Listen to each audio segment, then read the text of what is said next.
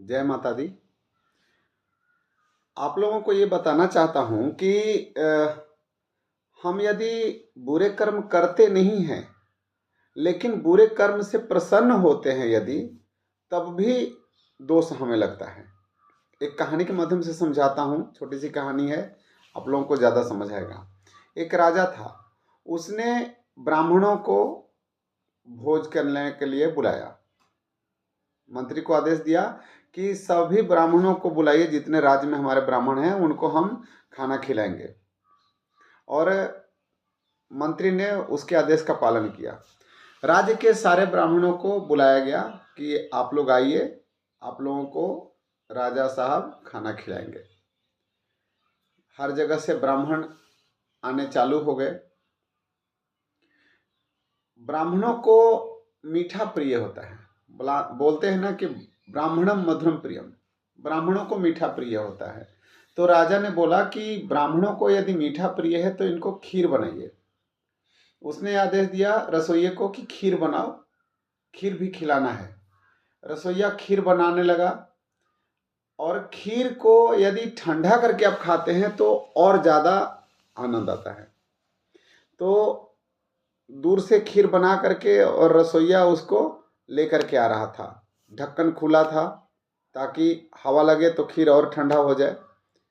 और उधर ब्राह्मण सारे बैठे हुए थे खाने के लिए। जब आ रहा था तो रास्ते में एक बाज था।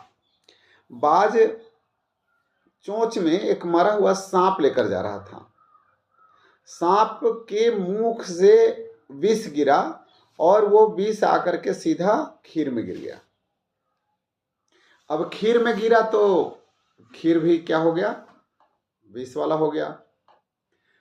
जब वो गया खाना खाने, ब्राह्मण खाना खाने लगे तो वो विषैले खीर को खाकर बहुत सारे ब्राह्मण मृत्यु को प्राप्त हो गए। अब ये बात हुई कि चित्रगुप्त जी ने पूछा कि भगवान बताइए मैं इसका दोष किसको दूं, क्योंकि राजा तो दोषी है नहीं, उसने विष मिलाया नहीं।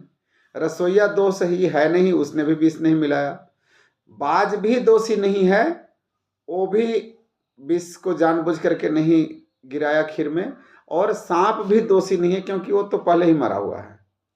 तब यमराज ने बोला कि आप इसको अभी रोकिए, इसका निर्णय बाद में किया जाएगा। बहुत साल बीत गए और निर्णय वैसे ही स्थगित किया गया है। बहुत दिनों के बाद राजा ने बोला कि मुझे ब्रह्म हत्या तो लग ही गया है, कि फिर से एक बार ब्राह्मणों को बुलाइए और हम फिर से उनको एक भोज कराना चाहते हैं। तो मंत्री ने फिर सभी को ढिंढोरा पिटवाया कि आप लोग आइए खाना खाने, राजा जी खाना खिलाएंगे। जब ब्राह्मण आने लगे तो रास्ते में एक आदमी बैठा हुआ था। बोला कि कहाँ जा रहे हैं पंडित जी? बोला राजा साहब ने बुलाया है सभी ब्राह्मणों को खाना खिलाने के लिए, दावत के लिए, हम वहीं जा रहे हैं।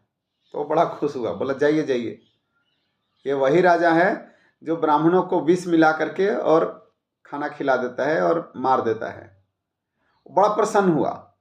तब यमराज ने बोला कि सारा जितना दोष है ना, वो सारा पिछले ब्राह्मणों के मरने का जो दोष था वो सब इस आदमी पर लिख दो, क्योंकि उनके मृत्यु से ये प्रसन्न हो रहा है। और किसी को प्रसन्नता तो हुई नहीं, और ना ही जानबूझ करके किसी ने विष मिलाया था। तो कहने का अभिप्राय यह है कि गलत को देखकर, किसी का बुरा देखकर प्रसन्न होना भी अपराध ही है, गुनाह ही है, और उसका सजा भी आपको भुगतना पड़ेगा। तो किसी के दुख में आप प्रसन्न न हों। जय माता दी।